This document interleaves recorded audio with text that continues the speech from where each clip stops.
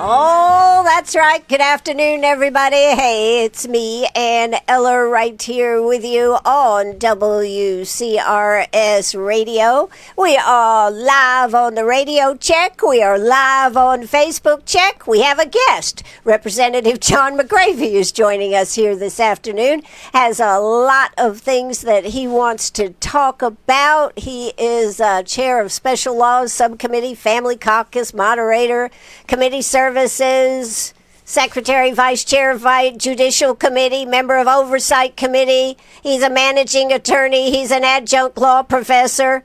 What else does he do? Ministry boards, church elder, chamber, and Masonic involvement. I forgot one, I think. What's that big one that you're also doing, John? You're talking about the National Association of Christian Lawmakers. The National. I happen to be chairman this That's year. right. So you happen to be chairman, so that's another big one. So let me ask you something, John. Are you busy or are you not busy? We're staying busy, and that's the way I like it, Ann. Sounds like a song. There was a rap song, I think. Okay. That's right. So first off, let's just talk about first so that people know. John is you're having a big event tomorrow evening. Tell us a little bit about that. We are. We're doing our annual supporter event tomorrow night, 5:30. 6. We'll start the program at 6. Shouldn't last too long. We're going to have food and good food over at the main event, which is right next to the sports break down that way. Right. They do a great job of catering. We're going to have them do that, and we should have a really good crowd. We're looking forward to it. It's family friendly, so you can bring your kids. Does it cost you anything? No, absolutely free. Our great sponsors have made that happen.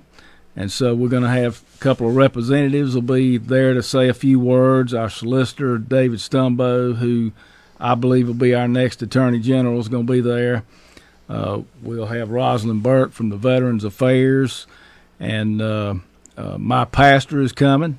And I think we're going to have, I mentioned the sheriff. He'll probably, if he can get there on time, he's going to make it. He's got some things going on. And so we're looking forward to a good crowd. He was on a road trip. That's right. That's right. Yes. And I'm gonna, we'll say a few words, and it shouldn't last too long. It ought to be a lot of fun and good people there. So can't say enough good things about tomorrow night. Looking forward to it. That's right. So that's Thursday night and starts at 5:30, 6 o'clock. We'll start the program. Yep. So come on by, and I'm sure that it will be an excellent event. I plan to be there, and I know a lot of people are planning to be there. So this will be a good time, and it's always good to. So you want to run again? Is that what I'm getting out of this? We're running again. We got a lot going on. We've got a lot that needs to be finished. So you had a tough year last year. We did. Seriously. I think conservatives had a tough year last year in our legislature. So that's South Carolina legislature that's right. You're talking about. That's right. Okay, let me just ask you, what is the problem down there, John? Well, we've got, let me say that first of all, we had our far right, people call us far right, I'm one of the far right, but our right wing legislators that are really just good conservatives that believe in the Republican platform, almost 20 of those were asked to leave the Republican caucus because they were part of what they call the Freedom Caucus. Mm-hmm. So when they left the House Republican caucus, which is run by the leadership, suddenly you've got a lot of moderates who gain control. So when you take out a third of the very conservative people, you're left with a third of middle and a third of what I would call fake Republicans. So we've got some fake Republicans down there. Now, I wanted to ask you about that. What are fake Republicans? Well, to me, a fake Republican is somebody who runs as a Republican but then will not support the Republican platform. So in South Carolina, we have a Republican platform. It states what we believe. When we're elected, people expect us to go by that platform.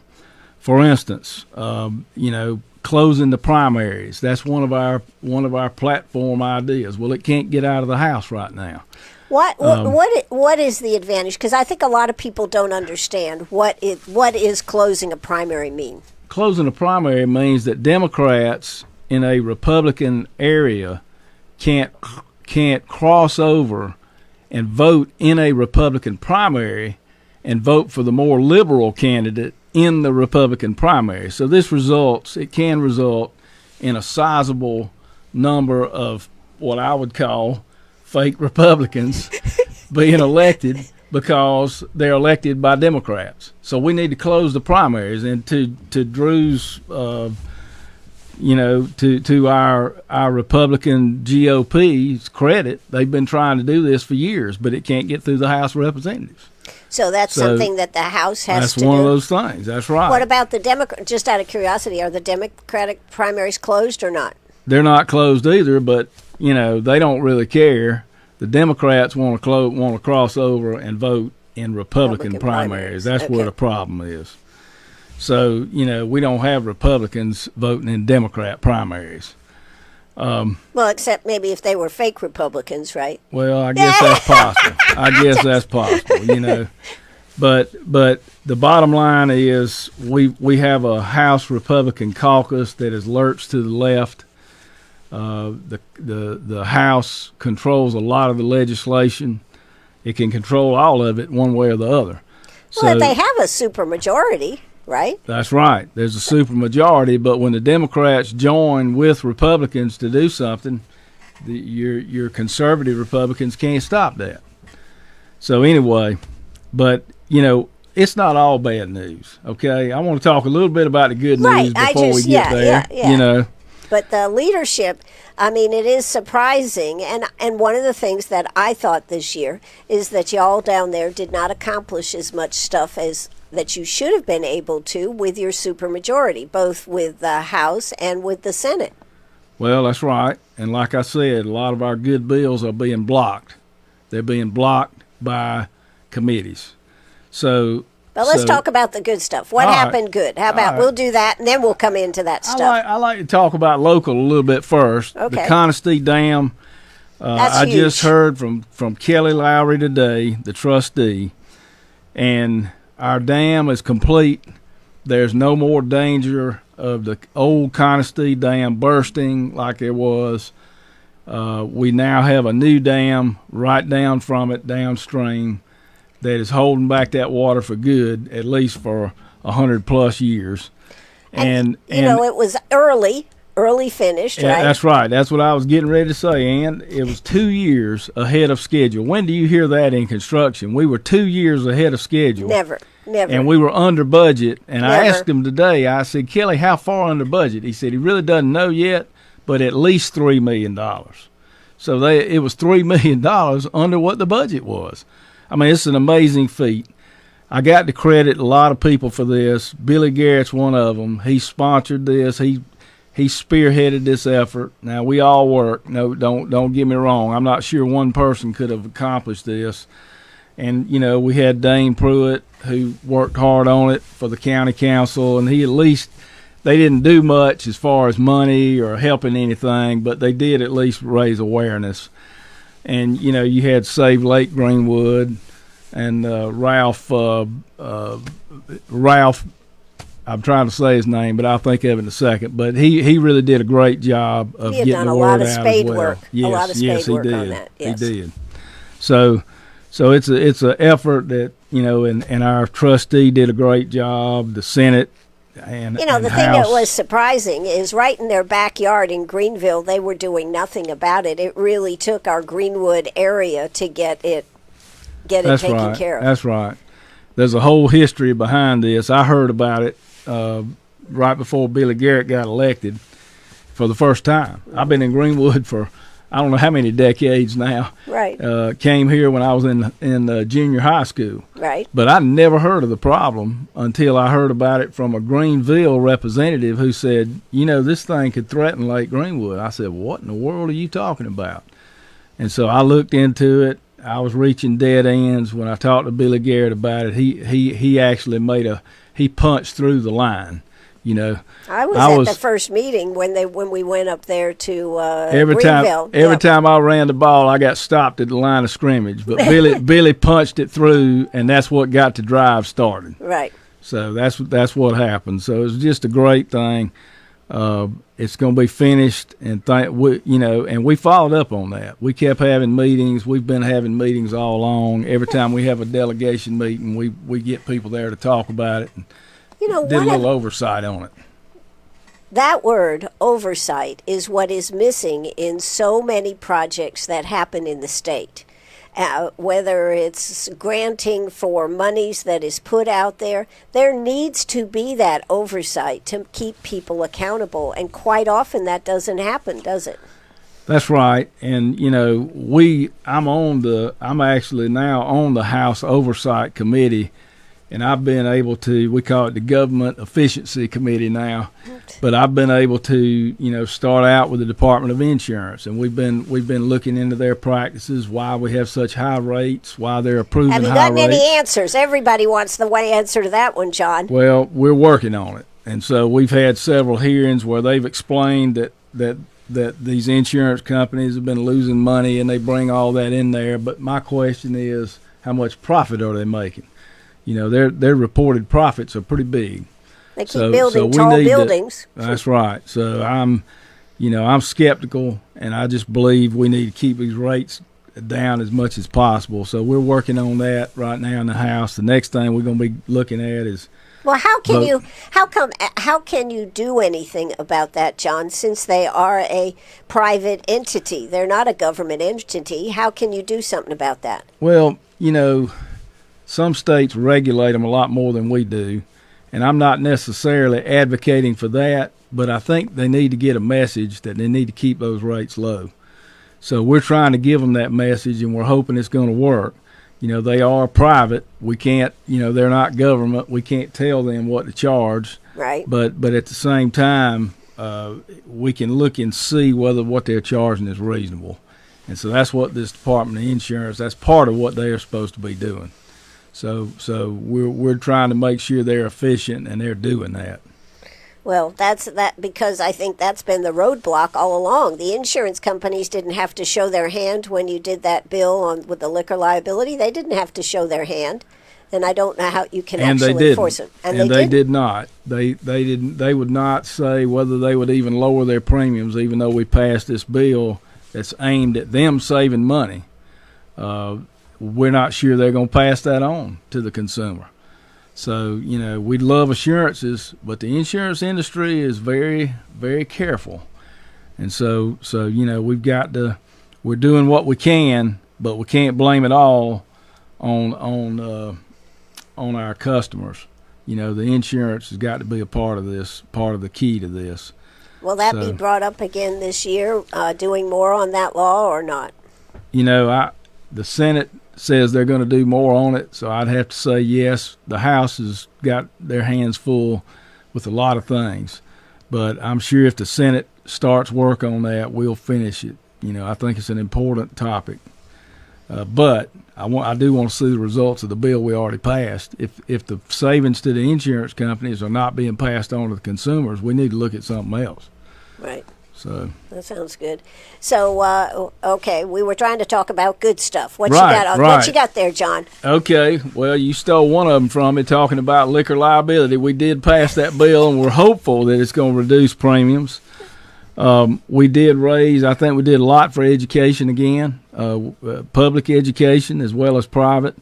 We raised teacher salaries again. We're heading toward that $50,000 mark that the governor wants to see us do, and I think that's a good mark. We passed a school choice bill allowing 15,000 families or so to get a subsidy on that and get a voucher that they can take to their private school, home school, school of their choice to pay for that. We didn't take any money away from the school budget to do that, away from the public school money to do that. But the school budgets did get cut across the state. Well, there's less kids going to public schools. I mean, so you can't maintain when you lose 5% of your students. You can't maintain the same level of funding.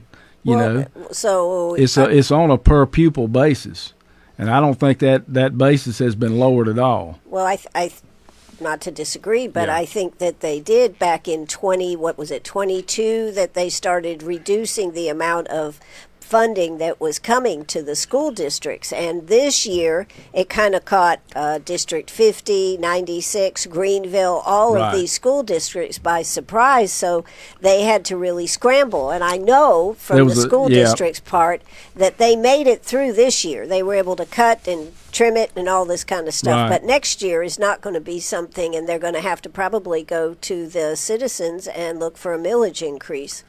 Well, you know, all I know is it's a very complicated formula. We need reform when it comes to funding public schools anyway.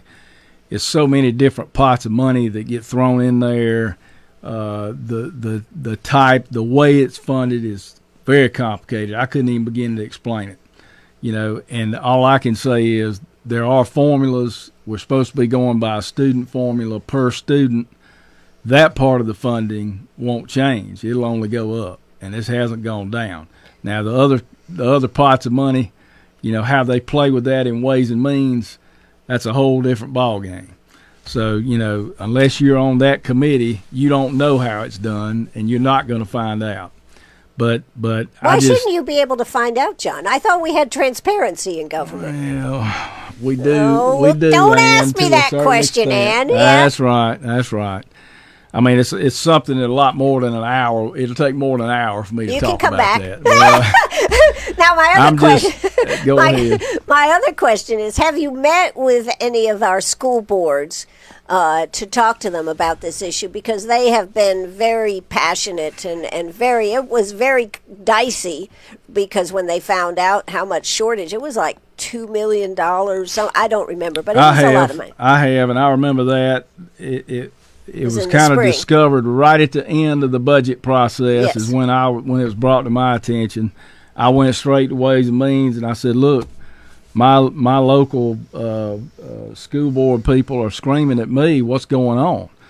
And they said, "Well, we monkeyed with the ratio sum of how much charter schools get. So they wanted to take away from charter schools and give back to public schools. I think they looked at that formula. See, there's another pot of money, and it doesn't make sense. But we need to reform the entire way we fund schools, to me.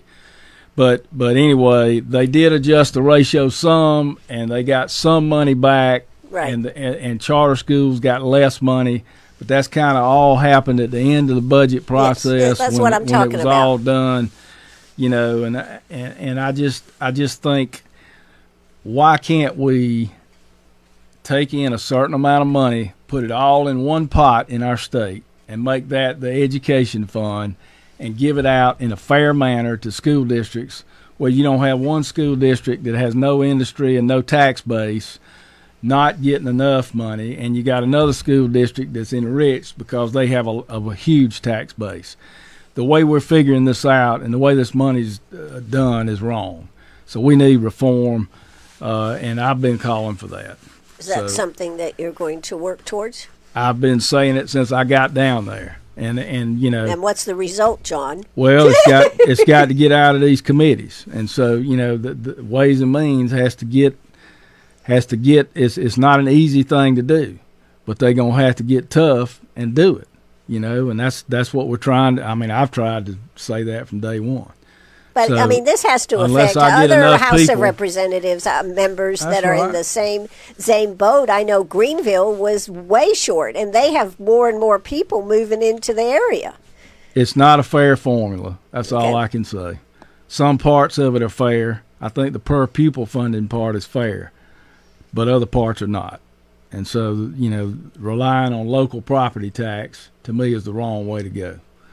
So I think we ought to have a state tax that takes care of that, not local tax. And that brings me to property tax. That's another thing. I was going to say, that was one of your issues. We need to reform. That's right. And that's, of course, that's stuck in Ways and Means. I actually filed a bill to get started with this and do away with property tax for seniors. So, you know, why should you buy a house, pay on it all your life, then you retire and you're on a fixed income, but you can't afford your house, you can't afford to keep it because of property taxes? That's just morally wrong. And so we need to change that. To me, there's, you could replace the property tax on seniors with 0.33 cents of a state sales tax.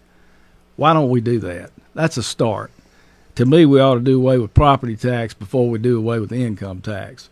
Well, didn't the income tax come right out of left field where, we're going to do that now? Nobody in my district, I'll say maybe somebody, but I don't hear a lot about income tax. What I hear about is property tax. And people don't want to pay that property tax because it hurts. And you got people on fixed income, you got a $50,000 exemption, but that's for the value of your house. But what's that nowadays? That's nothing. Well, so for seniors. So we need to do away with it for seniors. I think we got a lot of unfair, you shouldn't have to, the government shouldn't own your house. And that's the way I feel about it. That's why I filed the bill. Of course, it's sitting in a committee. Which committee is it sitting in? That one's sitting in Ways and Means. Let me tell you about Ways and Means sounds like a bottleneck to me. Well, we got all kind of issues, but okay, go ahead. We're talking about the good things, John, right? Okay, is there any more good let's things? get back to the good. We froze tuition again in colleges, and tech schools are still pretty much free. We've got an SRO in every school, a school resource officer, an armed school resource officer. We have the funding there. We've been funding it for years, actually. The governor came up with, let's fund this, but we funded it a couple of years ago. Now we're funding it again at a higher level, but we're still funding it. But we still don't have them in every school. And that's the school district. They've got to take the money, and they've got to apply it. And I mean, as a legislator, I can't go be the school district too. They've got to do their jobs and make sure. And I think in Greenwood we do have 100% school resource officers in every school. But we've done that. I think something else that came up that we need, and I'm going to introduce a bill on this next year, is putting a monitor on every bus. The bus driver is sitting there with a whole bunch of kids behind them, cutting up, hurting each other, playing with each other, not misbehaving. What can the bus driver do? The bus driver's got to drive. They got to be safe, and they got to drive. Exactly. So a lot gets away with on these buses with no monitor, and I know some do. So what are you talking about, a monitor? An individual? An adult on the bus that can turn around and see what's going on. Okay, all right. So, this is just common sense. We should have had this years ago. Right. So if our school districts can't find the money to do it, I think the state should find the money to do it. So I've got a bill. I'm gonna have a bill introduced to do that. What about paying school bus drivers? They're very low paid people on the totem pole, and that's a huge responsibility job. Well, once again, we can't control how all the money's spent in every district. I'm sure the pay varies per district, but generally I agree with you. We should have good people driving our buses, and I think we do by and large. They do a good job. Well, if you can go to McDonald's and make more money than driving a school bus, there's a problem. They do it as mission work, I'm afraid, and that's the way it is. And they shouldn't have to. Let me mention this. We also spent more money on roads and bridges. It seems like a never-ending sinkhole. Right. That you put this money into. But once again, we've got a lot of roads and bridges that need work. I think, should the state take over? Should the counties, should we turn one of the conversations that I've had, should we turn the roads back over to the counties or the cities and have them develop road departments to get this done? I always hear there is not enough people out there to do the job, and it's not our fault. Well, you got to address that issue. I don't think the efficiency, the state, it makes more sense to have a state DOT, but I think a lot of the discretion and the money should go to our local counties to decide where that money's spent, how it's spent, because they know best. They drive on these roads around here. So our county people should do that. And I agree with that part of it. It's true that there's not enough contractors to go around. A lot of them went out of business back in '06, and with the yep. big downturn of the economy, we lost a lot of them in South Carolina because we weren't doing anything with our roads. We neglected our roads for 10 years, and so that's what 20. happened. And I remember people like Satterfield Construction Company not getting paid. They'd do the job, and then the state wouldn't pay them for 8 or 9 months. So it's no wonder that we don't have enough contractors left. But anyway, that's the situation. And what's the oversight on DOT? What is the oversight on how these projects are done or ordered even?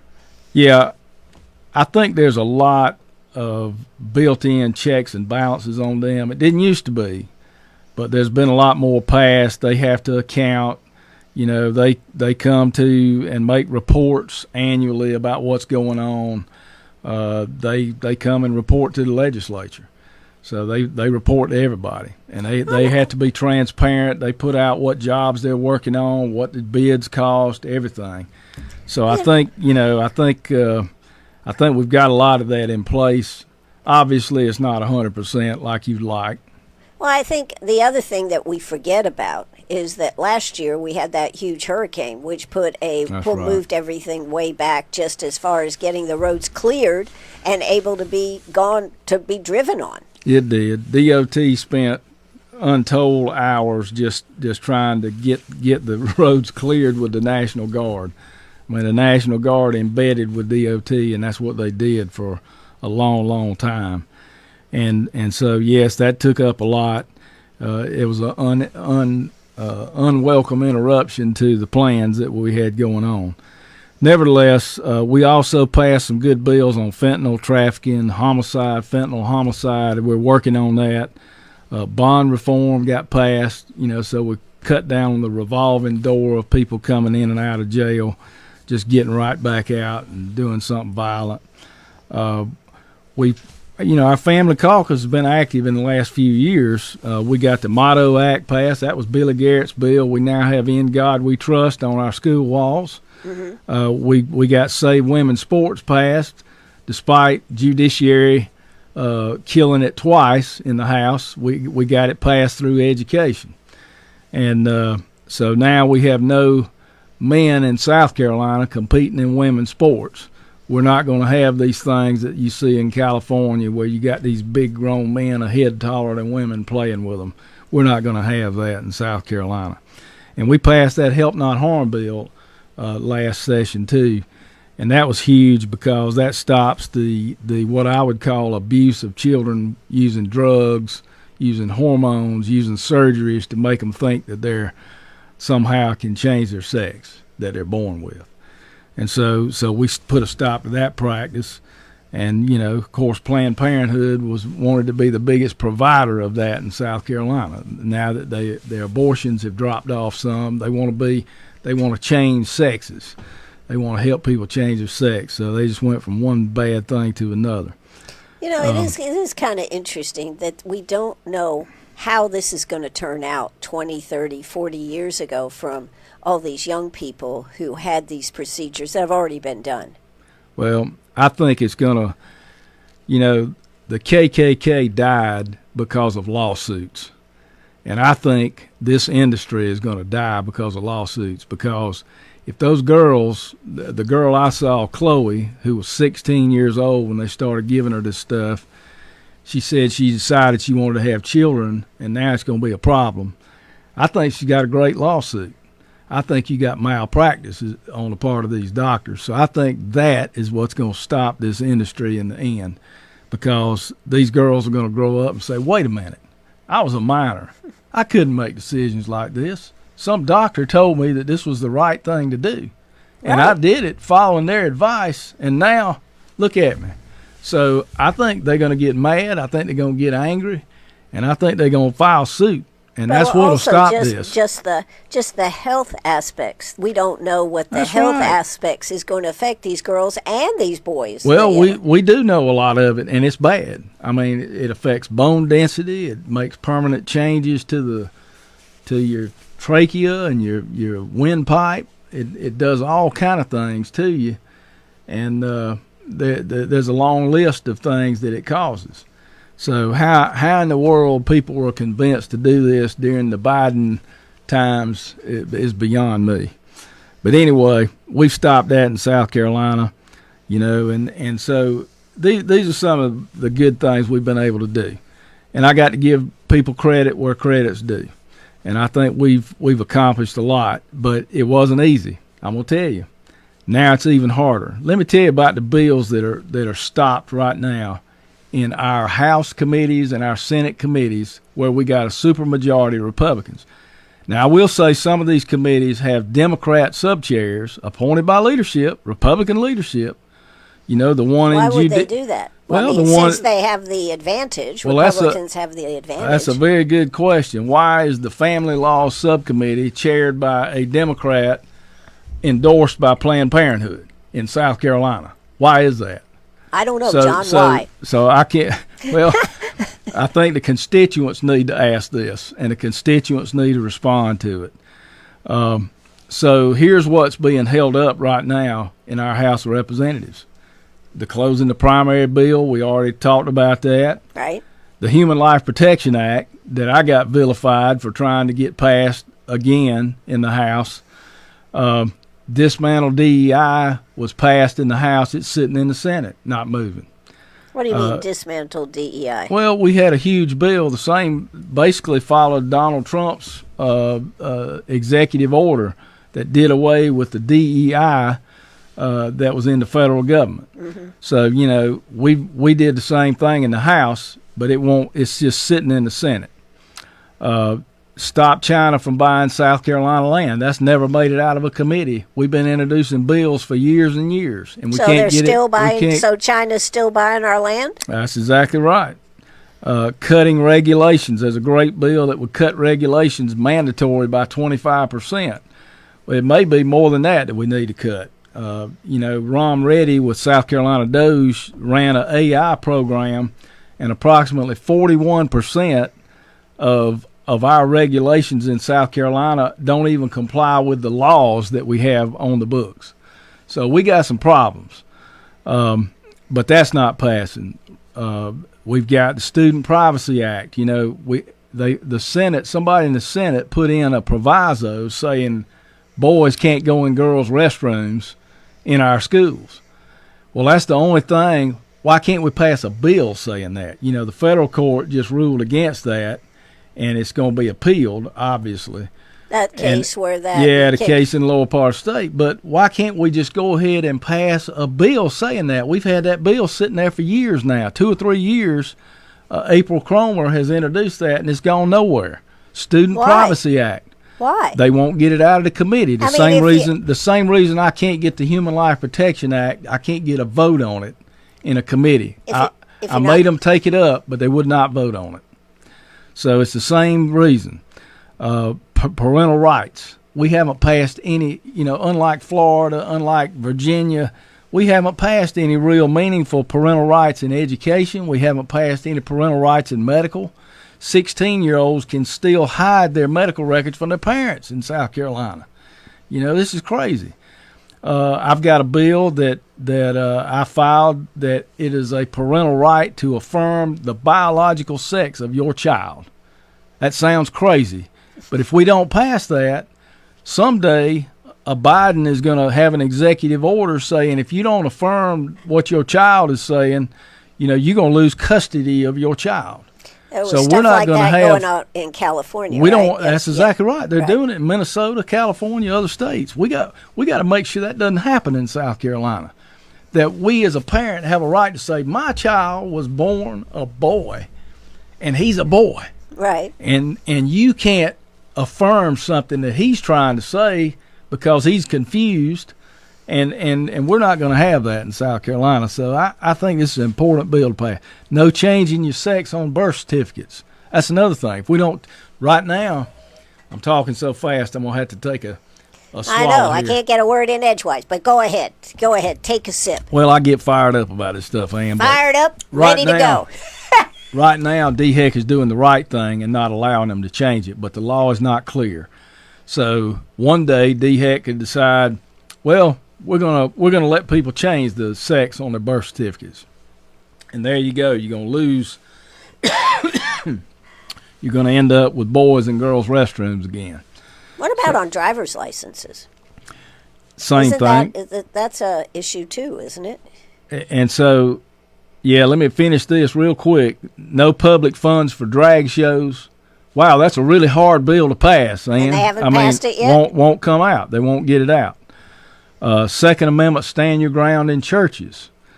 And I've got down here property tax relief for seniors, which I think is extremely important. And there's another thing, and also the marriage tax penalty. So you get to, if two single people get married, they have to pay more income tax in South Carolina because they got married. That's ridiculous. It was ridiculous. This was the federal tax for many, many years, and every president said they were going to do away with it. Well, Donald Trump finally did away with it. You don't give him credit for things he's done, but you do, but people don't. He was the first president to actually do away with that. Well, there are still 15 states that still penalize you for getting married. We're one of those 15 states that's left. But I've been filing this bill every year for like 3 or 4 years. It just sits. One of the worst things I think that's sitting is a bill that should be bipartisan, and that's maternity care coverage for dependents. So a lot of people don't know this, but now many minors, you can stay on your parents' insurance, health insurance, till you're 26. Right. Well, people assume that they get the same coverage as the parents do. Well, guess what? If they get pregnant and they're a dependent on their parents' coverage, they're not going to cover your maternity costs. So what happens is this results in abortions. So you've got people who are marginal income earners. They may have health insurance, but then they find out from their parents find out, and then they find out, well, none of this is going to be paid for.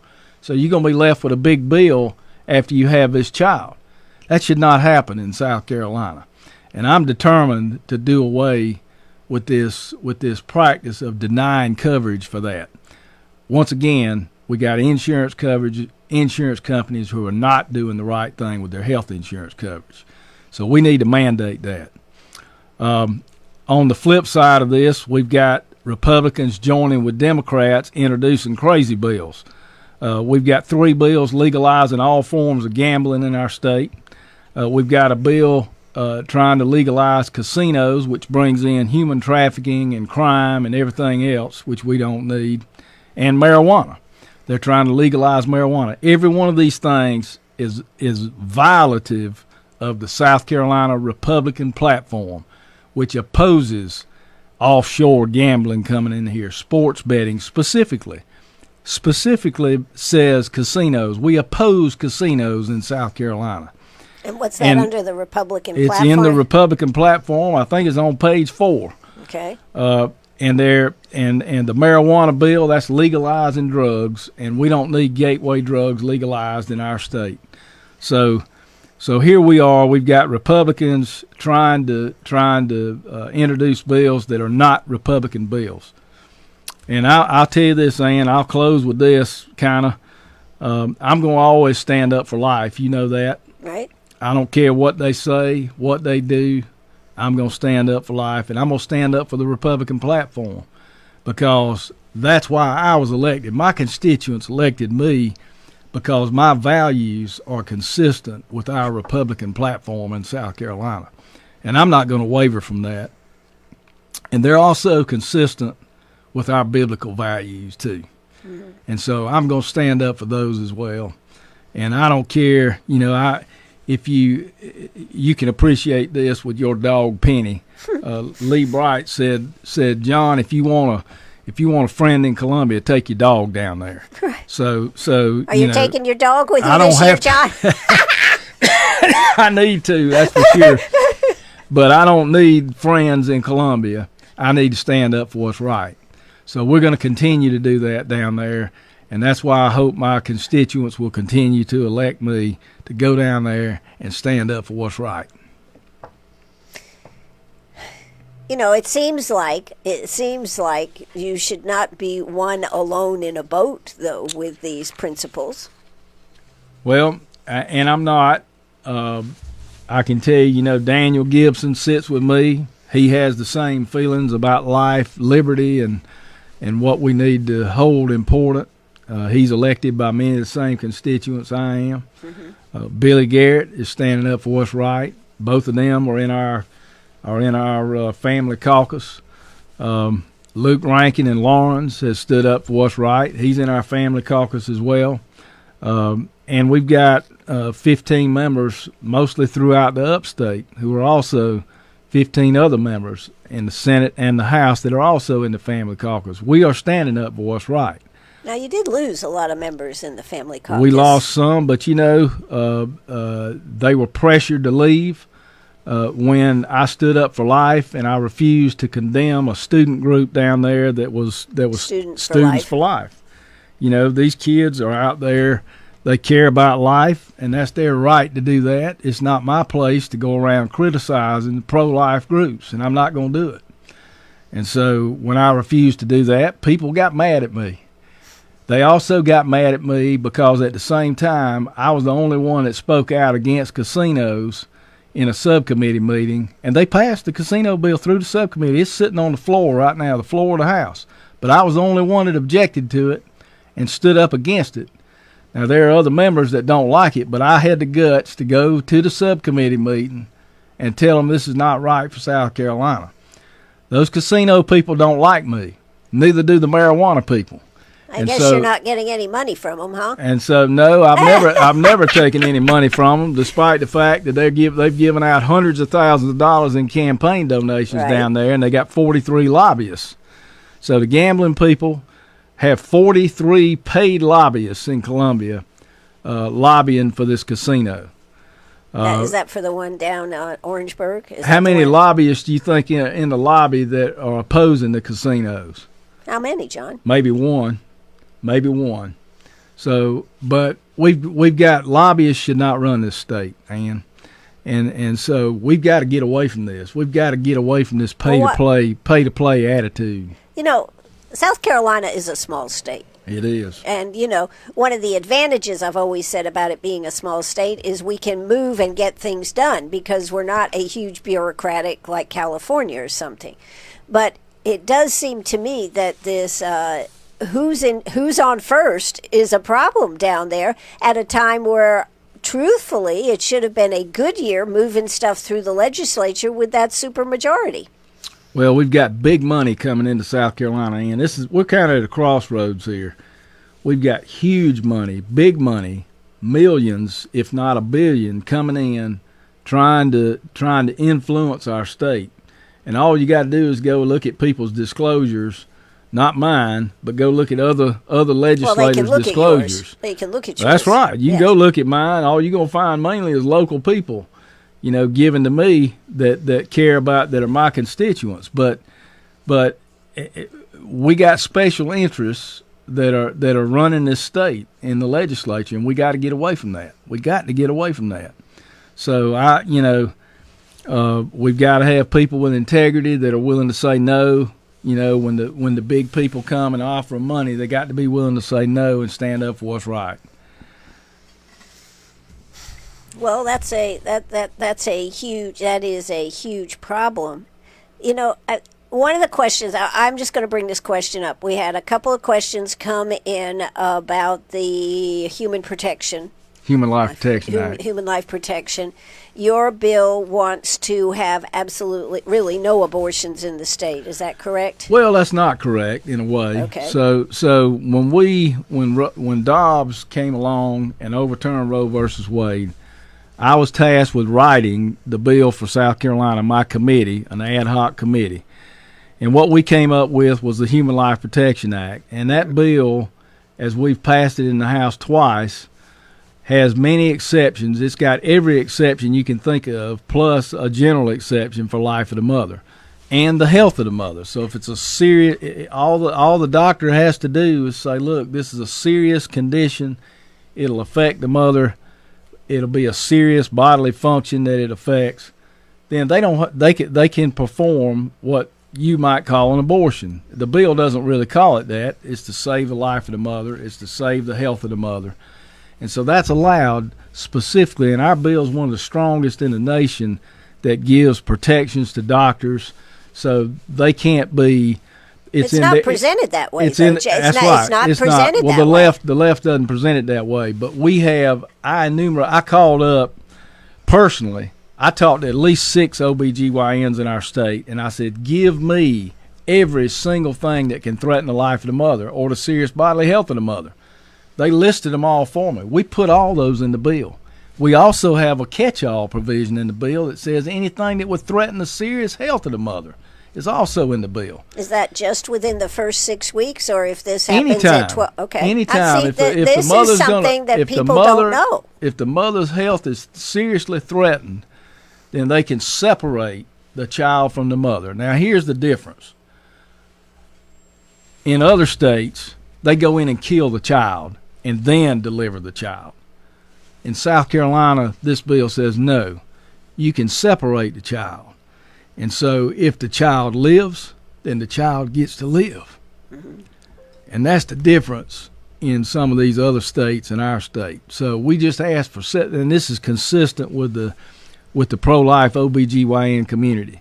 They say there's really never a reason to do an abortion, almost never, inside the womb. Don't go in there and kill the child. Don't go in there and inject the child with poison. Right. Deliver the child. If the child lives, it was meant to live. But there is a there are also, and you know, I don't agree with these, but there are also exceptions that have been passed every time that also our current law has them in there for rape and incest. And so those are also in that bill, and they would be part of that Human Life Protection Act. I did not file it with those exceptions, but I filed it with the knowledge that Republicans are going to put those exceptions in the bill before the bill's passed. So that's what we have, and it protects women, it protects the baby. You know, we balance that in that bill, so it's not near the radical bill of no abortions that people say. Well, see, that's very interesting because the question actually said, can you be a Republican and still have questions about this bill? And certainly you can. Certainly you can. Yes, you can have questions. I'll be glad to answer any of them. But this thing that, you know, I have been under the impression that it was absolutely no abortions. That's what, and the news, I've seen media posts, I've seen all this kind of stuff. And they mistake it for the fact that a baby is protected back to conception. So when a mother is known to be pregnant, the baby's protected. Now, if one of these exceptions happens, the baby's not protected. If it's an ectopic pregnancy, the baby's not protected. If there's preeclampsia that's threatening the life of the mother, the baby is not protected. If there's anything, you know, because the life of the mother is important too. You know, pro-life people are not just for pro-life for a fetus. We're also pro-life for the mother. And well, I'd say your marketing campaign stinks then, just FYI. Well, it's the media. It's the media, Ann. And so the media doesn't like this. They're all liberal. They're a bunch of fake news. We know that. All these main outlets have gone fake news, and they like it a lot more when they can say, "Oh, this is an extreme bill. It's extreme." Well, it's not extreme. It's common sense. And so, and it's backed, you know, here's the thing. I shopped this bill with the medical associations. And although they couldn't endorse, right, they looked at it and said, you know, these are good medical terms. This is consistent with our practice. So a doctor wouldn't have to be afeared that Never. If any doctor is afeared, they have listened to the left or they've listened to misinformation. They haven't gone and read the bill. And so I'm happy. I've offered to go around and talk to any doctors. I've offered to have a class for doctors and explain the whole bill to them, you know, because even the heartbeat bill, they're getting misinformation about the heartbeat bill the same way. Mm-hmm. So, and those same exceptions for life of the mother in the heartbeat bill, they're all there. They're already there. You know, let me say this about the heartbeat bill. It was not written to be the final bill for South Carolina. What it ended up being was the only bill we could get passed when we were a destination state and we could not get it through the Senate. So the Human Life Protection Act. So that is the bill I'll continue to fight for. That's what was written for our state. That's what most people agree with in our state, that we need to preserve life to conception. Well, that's a totally different presentation than what I have heard on many different fronts. I'd love to come on your show and just talk about that bill sometime, Ann, because it's very important that we get that message out there. Well, I would love to have you come on, because I think there are, and I know there are a lot of women out there who believe that this is extreme. That believe it's extreme. I mean, they may have maybe for life. I mean, not that they're against life, but that there are no really protections for them. That's right. I don't think that the general public is educated like it should be. People who go read the bill, people who listen to me or listen to legislators or listen to the pro-life community, they understand what the bill says. People who listen to NBC and CBS have no idea what the bill says. Right. They think it's killing people. They're on there saying, "Oh, these heartbeat bill is killing women." It's not killing anybody. It's saving lives. So, you know, it's just the opposite. It's saving women. Okay. All right. Well, I think this has been a good decision. I'd like to have you come back, and we'll have to have more discussion on it. Now, I know one of the things that I did have a question come in about is the homelessness that we're dealing with in our state. And in Greenwood County, I mean, we have homeless issues. We do have Pathway House doing yeoman's work on their side, but we have a lot of these halfway houses that are not doing the job. They're bringing in people from out of state, and then the minute they do something wrong, kicking them out. DHEC, that division of DHEC, whatever that division was, is supposed to be taking care of it. But I'm not really seeing any results making. And what kind of a situation are we going to be able to do with the state on homelessness in general? Well, I know there's always been a homeless problem. When I was younger, you used to be stopped on the streets in Greenwood all the time. I mean, I remember practicing law back in the 90s, and I'd walk outside my office, and there would be somebody, begging for money, and they really just wanted to go buy some alcohol, and then you'd be asked by mentally ill people to help them, and there was a lot of strange stuff going on. That's much better than it used to be, Ann. And I say in Greenwood, we must be doing a good job, because I don't see that as much. Now, we've got a great Pathway House. It's like nobody else. I think the state ought to pattern, if they're gonna have a system, Exactly. which it ought to be patterned after our Pathway House. I mean, he's done a great job over there. Anthony Price and his crew. Anthony, our command sergeant major. Right. I like to put command sergeant majors in charge of anything, because they'll get something done. They won't just talk.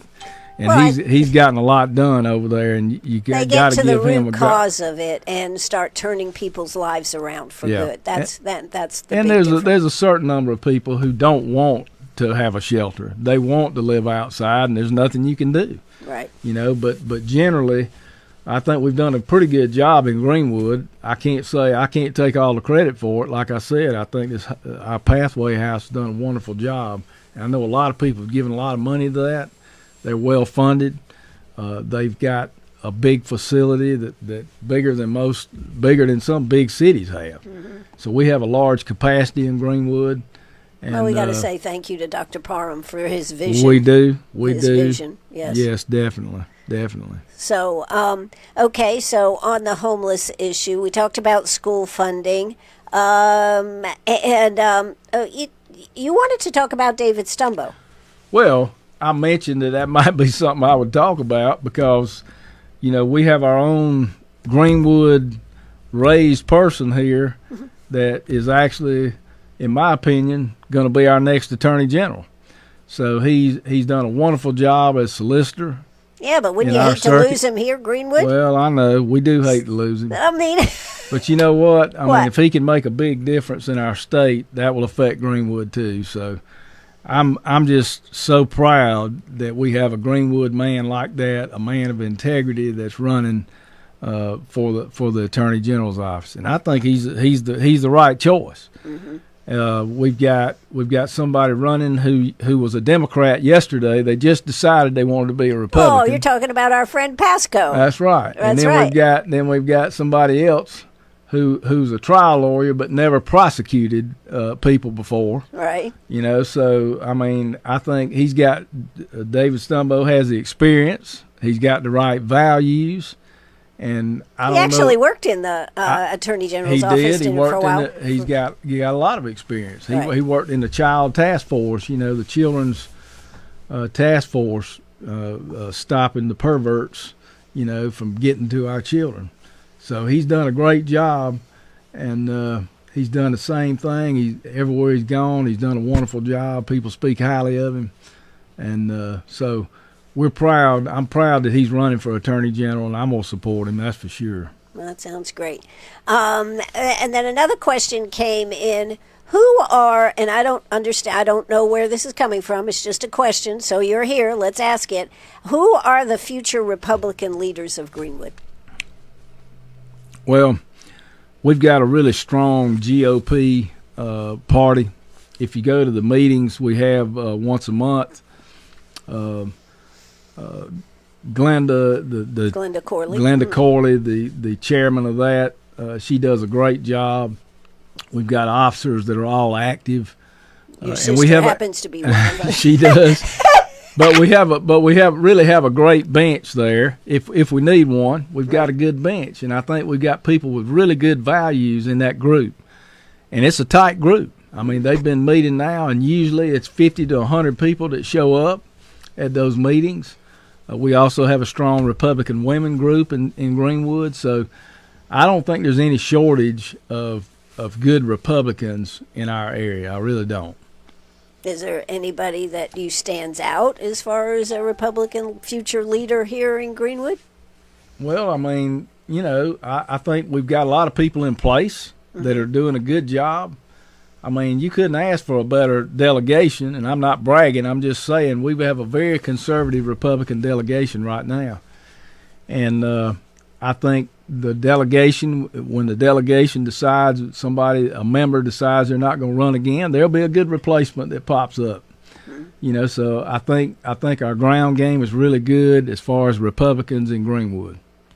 One last question I want to ask you. So you've told us what the problem is down in Columbia. What is the answer? And the question, of course, is why we have, as you say, fake Republicans who are not moving some of these good, easy bills just for starters and changing. How does that get changed?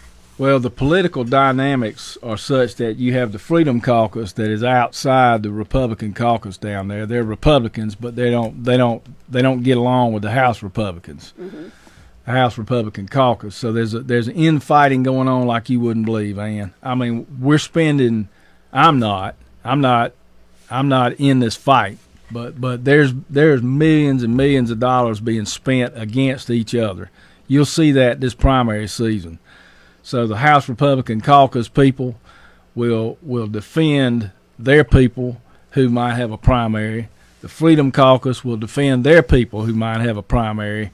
And you're going to have a big war, I predict, this time, much like last time.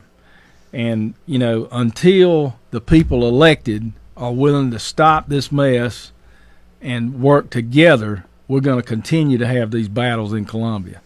I tried to be a peacemaker numerous times. Behind the scenes, I've offered to mediate. I've offered to get these groups back together.